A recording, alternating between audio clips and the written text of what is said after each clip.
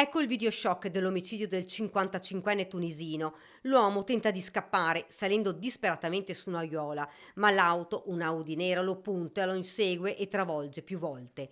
Il vetro della pensilina del carrello della spesa sfondato, il corpo a terra, mentre la macchina continua a girare salendogli sopra. Una violenza inaudita. L'omicidio davanti al centro commerciale di San Bonifacio, ad allertare subito i carabinieri di soccorsi, una residente che vede l'orrore di quanto accade. La vittima non si muove più. Sul posto i sanitari del 118, ma per il 55enne non c'è nulla da fare. La vettura con l'assassino, dopo aver massacrato il connazionale, fugge, ma poco dopo urta violentemente un'altra auto, una Fiat Punto Bianca parcheggiata proprio nei pressi della caserma dei carabinieri. Le telecamere di videosorveglianza riprendono tutto. L'assassino inizia un litigio violento con l'automobilista della Punto, un 63enne tunisino incensurato, colpito alla gamba e allo sterno. L'uomo viene portato in ospedale.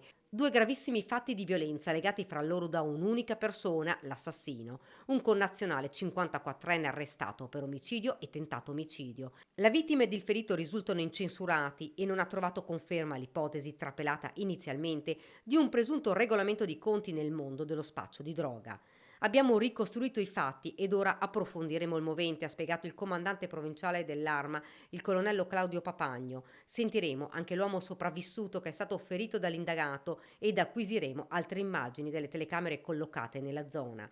Nonostante il movente sia ancora in corso di chiarimento, ha aggiunto, dalle prime immagini che abbiamo visionato emerge come sia chiara la volontà di uccidere, un gesto efferato, violentissimo e sconsiderato. Il presunto assassino è stato fermato proprio davanti alla caserma della compagnia di San Bonifacio dei Carabinieri.